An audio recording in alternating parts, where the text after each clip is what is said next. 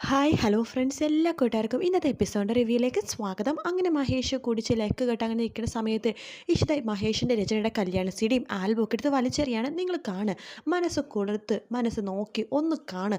നിങ്ങൾക്ക് ഇപ്പോഴും അവളെ മറക്കാൻ പറ്റുന്നില്ലല്ലോ, അതുകൊണ്ടിട്ടാണല്ലോ ഇതൊക്കെ സൂക്ഷിച്ച് വെച്ചിരിക്കുന്നത്. സ്റ്റോപ്പ് ഇറ്റ് എന്ന് പറയുമ്പോഴേക്കും ഞാനെന്തിനു നിർത്തണം, നിങ്ങൾ അതന്നെ ചെയ്തുകൊണ്ടിരിക്കുന്നത്. ഓരോ പെണ്ണുങ്ങളുടെ ബെഡ്റൂമിൽ നിന്ന് സ്വന്തം ഭർത്താവിനെ കൊണ്ടുവരുന്ന എൻ്റെ ആ ഒരു അവസ്ഥ എന്ന് പറയാണ്. അതിനുശേഷം നമ്മുടെ ഇഷിത പറയുന്നുണ്ട്, എന്നാലും നിങ്ങൾ ആ ചിപ്പിനെ കുറിച്ച് ആലോചിക്കാറുണ്ടോ എന്ന് പറയുമ്പോഴേക്കും ഞാൻ ചിപ്പിനെക്കുറിച്ച് നന്നായിട്ട് ആലോചിക്കാറുണ്ട് എന്ന് മഹേഷ് പറയണം. ആലോചിക്കാറുണ്ട് പോലും. അവൾക്കെപ്പോഴും നിങ്ങളുടെ വിചാരം മാത്രമേ ഉള്ളൂ. ഡാഡി ഭക്ഷണം കഴിച്ചോ, ഡാഡി ഉറങ്ങിയോ, ഡാഡി ഓഫീസിൽ നിന്ന് വന്നോ, പക്ഷേ നിങ്ങളോ എന്തെങ്കിലും ആലോചിക്കാറുണ്ടോ? അതൊരു വളർന്നു വരുന്ന പെൺകുട്ടിയാണെന്ന് പോലും നിങ്ങൾ മറന്നോ? നോക്ക്, നിങ്ങൾ എൻ്റെ ഭാര്യനെ പോലെ ഉപദേശിക്കാൻ നിൽക്കേണ്ടതെന്ന് പറയുമ്പോൾ, എന്തുകൊണ്ട് ഉപദേശിച്ചൂടെ, ഞാൻ നിങ്ങളുടെ ഭാര്യയാണ്, നിങ്ങളുടെ ഭാര്യയിൽ നിന്ന് നിങ്ങൾ പറഞ്ഞല്ലോ ഞാൻ ചിപ്പിയുടെ അമ്മയാണ്, ആ രീതിയിൽ എനിക്ക് നിങ്ങൾ ഉപദേശിക്കാം. നോക്ക്, ഇനി മേലാൽ ഏതെങ്കിലും പെണ്ണിൻ്റെ ബെഡ്റൂമിൽ നിങ്ങൾ എടുത്തോടേണ്ട അവസ്ഥ വന്നു കഴിഞ്ഞിട്ടുണ്ടല്ലോ, ഈ വീട്ടിലവരെങ്ങനെ സഹിക്കുമെന്ന് നിങ്ങൾ ആലോചിച്ചോ? എന്തായാലും മഹേഷ് ഇത് കാണിക്കുന്നത് വളരെ മോശമാണ്, മഹേഷ് കാണിക്കണത് എന്നൊക്കെ പറഞ്ഞിട്ട് ഇഷിത അവിടെ നിന്ന് പോകുവാണ്. അതിനുശേഷം മഹേഷ് ഓരോന്നൊക്കെ ഇങ്ങനെ ആലോചിച്ചിട്ട് അവിടെ തന്നെ അങ്ങനെ കിടക്കുവാട്ടെ, കുടിച്ച് ബോധമില്ലാതെ. പിന്നീട് കാണിക്കുന്നത് രാവിലെയാണ്. രാവിലെ ഇഷിത റെഡിയായിട്ട് നിൽക്കുമ്പോഴേക്കും നമ്മുടെ ചിപ്പീന ഭക്ഷണം കഴിപ്പിച്ചുകൊണ്ടിരിക്കുകയാണ് നമ്മുടെ സ്വപ്നവല്ലി. ഇത് കഴിക്കേ, ഇത് കാക്കക്കുഞ്ഞിന്, ഇത് കാക്കക്ക് എന്നൊക്കെ പറഞ്ഞിട്ട് കൊടുക്കുകയാണ്. അതിനുശേഷം നമ്മുടെ ഇഷിത വരുന്നുണ്ട്. ചിപ്പി മോളെ, മോൾക്ക് ഞാൻ പറഞ്ഞിട്ടില്ലേ ഭക്ഷണം ഒറ്റയ്ക്ക് കഴിക്കണമെന്ന്, അതെന്താടി നീ അങ്ങനെ പറഞ്ഞത്? എൻ്റെ മോൾക്ക് ഞാൻ വാരി കൊടുത്താൽ എന്താ കുഴപ്പം? നീ വാരി കൊടുക്കാറുണ്ടല്ലോ. ശരിയാ, മോള് ഭക്ഷണം കഴിക്കാതിരിക്കുമ്പോൾ വാരി കൊടുക്കാറുണ്ട്, പക്ഷേ എപ്പോഴും ഇതൊക്കെ ശീലിപ്പിക്കാൻ പാടില്ല അമ്മേ. മോൾ ഒറ്റയ്ക്ക് ഭക്ഷണം കഴിക്കുക എന്ന് പറഞ്ഞിട്ട് ഇഷിത കൊടുക്കുകയാണ്. അത് പറ്റില്ല, ഞാൻ തന്നെ കൊടുത്തോളാം എന്ന് സ്വപ്നവലി പറയുമ്പോൾ, അമ്മേ നോക്ക്, ചിപ്പിയുടെ മിസ്സ് ഇന്നലെ ഡയറിയിൽ എഴുതിയിട്ടുണ്ടായിരുന്നു, ചിപ്പി സ്കൂളിൽ നിന്നൊന്നും കഴിക്കുന്നില്ലെന്ന്. മോളെ ഒറ്റയ്ക്ക് കഴിപ്പിക്കാൻ ശീലിപ്പിക്കണമെന്നാണ് ടീച്ചർ എഴുതിയിരിക്കുന്നത്. ടീച്ചറും നീ ഡോക്ടറുമാണ്, നിങ്ങൾ അങ്ങനെ പലതും പറയും. എൻ്റെ മോളെ നോക്കാൻ എനിക്ക് നന്നായിട്ടറിയാം, ഞാൻ തന്നെ വാരി കൊടുത്തോളാം എന്ന് പറയാണ്. അമ്മേ ഞാൻ ഇന്ന് സ്കൂളിൽ പോകണില്ല. അതെന്താണെന്ന് ചോദിക്കുമ്പോൾ, എനിക്ക് പനിയാണ്. പനിയോ നോക്കട്ടെ എന്ന് പറഞ്ഞിട്ട് ഇഷിത നോക്കുമ്പോഴേക്കും പനിയൊന്നുമില്ലല്ലോ. വെറുതെ കള്ളം പറയുന്നത് ചിപ്പി, മര്യാദയ്ക്ക് സ്കൂളിൽ പോ. അച്ചമ്മേ ഞാനിന്ന് പോകുന്നില്ല സ്കൂളിൽ, എൻ്റെ കണ്ണൻ ഇന്ന് സ്കൂളിൽ പോകണ്ട, ലീവ് സാങ്ഷൻ എന്ന് അച്ചമ്മ പറയുമ്പോഴേക്കും നമ്മുടെ ഇഷിത പറയണ്ട, അമ്മേ മോളെ ഇങ്ങനെ കൊഞ്ചിച്ച് വഷളാക്കല്ലേ കേട്ടോ. പിന്നെ ആരെ കൊഞ്ചിച്ച് വഷളാക്കണമെന്നാണ് നീ പറയണത്? എൻ്റെ മോളാ, നിനക്കറിയില്ലല്ലോ, ഞാൻ 3 പ്രസവിച്ചതാ. 3ഓ? മഞ്ജിമയും മഹേഷും ആണ് മക്കളെന്നറിയാം, മൂന്നാമത്തെ ഒരാൾ ആരാ? അത് പിന്നെ ഞാൻ ചിപ്പിനെയും കൂടി കൂട്ടിയിട്ടാണ് പറഞ്ഞത്. അങ്ങനെ. ഞാൻ അറിയാത്ത എന്തൊക്കെയോ കാര്യങ്ങൾ നടക്കണേ. ചിപ്പി അല്ലാതെ വേറെ ആരെങ്കിലും മഹേഷിന് മകളായിട്ടുണ്ടോ ഇനി? ആർക്കറിയാം, എനിക്കിപ്പോൾ ഒന്നിലൊരു വിശ്വാസമില്ല. മോളെ കഴിച്ചിട്ട് വേഗം വാ, റെഡിയായിട്ട് സ്കൂളിൽ പോകണം. ശരിയെന്ന് നമ്മുടെ ചിപ്പി പറയാണ്. ശേഷിത അകത്തേക്ക് കയറി പോകുന്നുണ്ട്. അകത്തേക്ക് കയറി പോയി കഴിയുമ്പോഴേക്കും നമ്മുടെ നേരെ പോണത് നമ്മുടെ ഇഷിതയുടെ ഫ്ലാറ്റിലേക്കാട്ടോ. അവിടെയാണെന്നുണ്ടെങ്കിൽ പ്രിയാമണിയാണെങ്കിൽ ഭക്ഷണം ഒരുക്കി വെച്ചിരിക്കുകയാണ്. മാഷിനെ വിളിക്കട്ടെ, മാഷേ വാ ഭക്ഷണം കഴിക്കാം, ഞാൻ റെഡി എന്ന് പറഞ്ഞിട്ട് നമ്മുടെ സുചിത്ര വരുന്നുണ്ട്. നീ അപ്പോഴേക്കും എവിടെ നിന്ന് വന്നു എന്ന് പറയുമ്പോൾ പാത്രം എടുക്കുന്ന ഒച്ച കേട്ടപ്പോഴേക്കും ഞാൻ എഴുന്നേറ്റു, അപ്പം തന്നെ ബ്രഷ് ചെയ്ത് വന്നു. വിളമ്പ് എനിക്കും കൂടി വിളമ്പ് എന്ന് സുചിത്ര പറയാണ്. അപ്പോഴേക്കും ഇഷിത അങ്ങോട്ടേക്ക് വരുന്നുണ്ട്.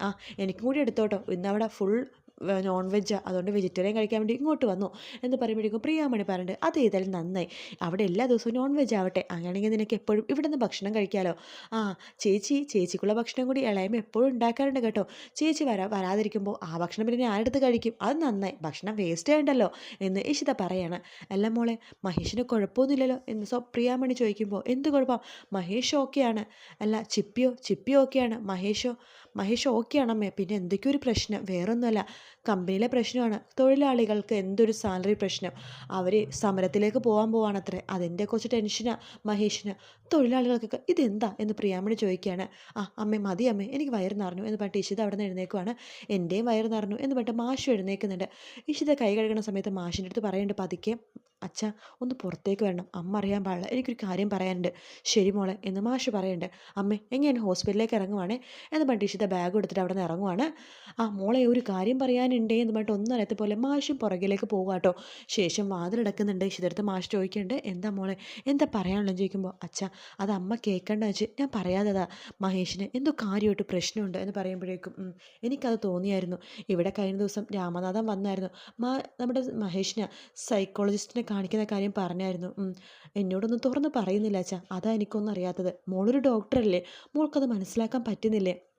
ഇല്ല അച്ഛാ, എന്താ പ്രശ്നമൊന്നും മനസ്സിലാവുന്നില്ല. എപ്പോഴാണ് ശരിക്കും പ്രശ്നം തുടങ്ങിയതെന്ന് മാഷ് ചോദിക്കുമ്പോൾ, അന്ന് നമ്മളൊരു ഒരു പരിപാടിക്ക് പോയില്ലേ, ഒരു വെഡ്ഡിങ് ആനിവേഴ്സറിക്ക്, ഒരു വിപിൻ ദാസ് എന്ന് പറഞ്ഞ ഒരാളുടെ ആ ആ പരിപാടിക്ക് പോയി വന്നതിന് ശേഷം മഹേഷ് ഇങ്ങനെ ആ പരിപാടിയിൽ അവരും ഉണ്ടായിരുന്നു, ആകാശും രചനയും. അവരെന്തിനും പറഞ്ഞു കൊടുത്താന്നൊരു സംശയമുണ്ട്. എന്തായാലും മഹേഷിനെ ഒന്ന് ശ്രദ്ധിക്കണം. ശരി മോളെ എന്ന് പറഞ്ഞിട്ട് നമ്മുടെ ഇഷിത അവിടെ നിന്ന് ഇറങ്ങുവാണ്.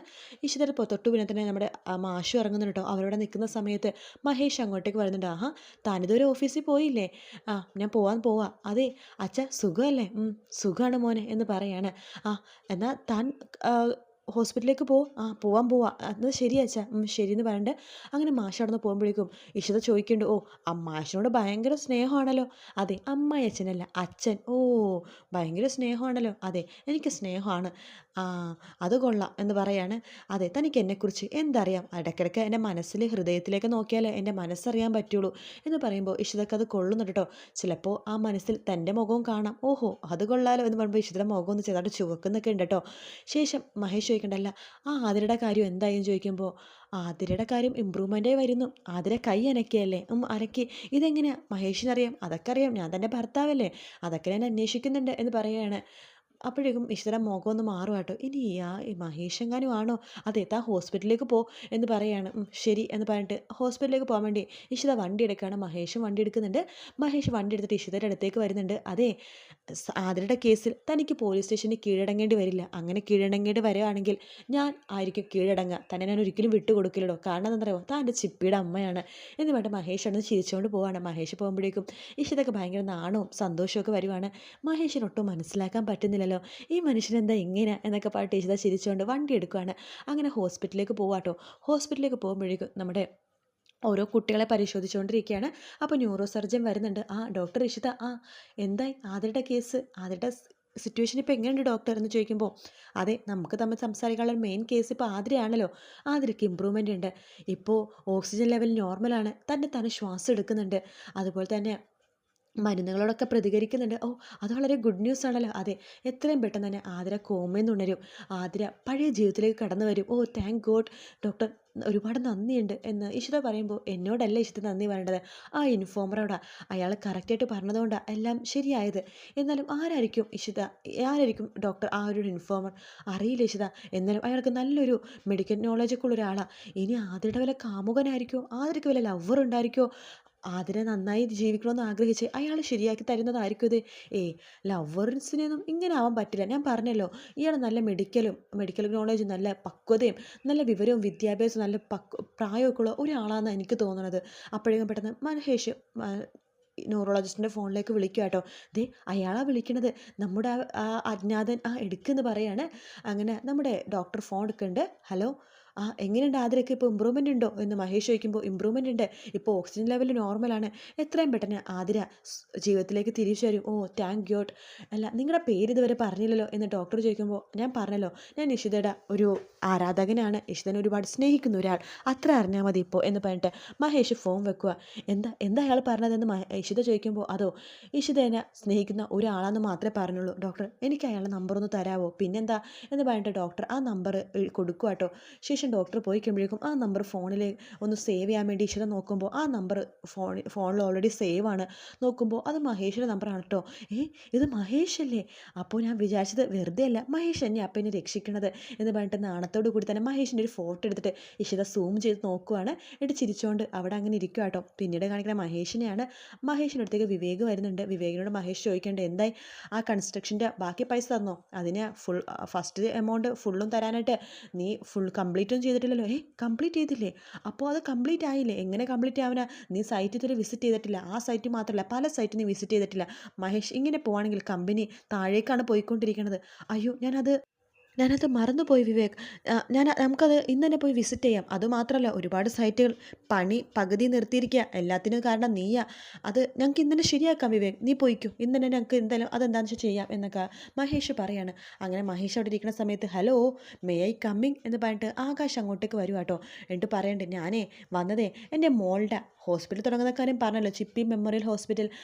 ആ ഹോസ്പിറ്റലിൽ ഒരു കല്ലിടുന്ന കാര്യം വിളിക്കാൻ വേണ്ടി വന്നതാണ് എന്ന് പറയുമ്പോൾ മഹേഷ് അവിടെ ഉണ്ടായിരുന്നൊരു പൂച്ചട്ടി വെട്ടിയെടുത്തിട്ട് ഒരു ഒറ്റ അടി വെച്ച് കൊടുക്കുകയാണ് ആകാശിൻ്റെ തലയിൽ. പിന്നെ ഇഷിത സത്യങ്ങളൊക്കെ അറിയുന്നുണ്ട്. നമ്മുടെ സൈക്കാട്രിസ്റ്റ് ഇഷിതയുടെ അടുത്ത് വന്ന് സത്യങ്ങളൊക്കെ പറയുന്നുണ്ട്. മഹേഷ് വന്ന് പറഞ്ഞ കാര്യങ്ങളൊക്കെ ഇങ്ങനെ പറയുന്നു കേട്ടോ. അത് കേൾക്കുന്ന ഇഷിത പൊട്ടിക്കരയുന്ന ഭാഗവും പ്രൊമോയിൽ കാണിക്കുന്നുണ്ട്. വീഡിയോ ഇഷ്ടപ്പെട്ടെങ്കിൽ ലൈക്ക് ചെയ്യാൻ മറക്കരുത്. അതുപോലെ തന്നെ സബ്സ്ക്രൈബ് ചെയ്യാൻ മറക്കരുത്. മറ്റൊരു വീഡിയോ ആയിട്ട് വീണ്ടും കാണാം. Take care. Bye bye.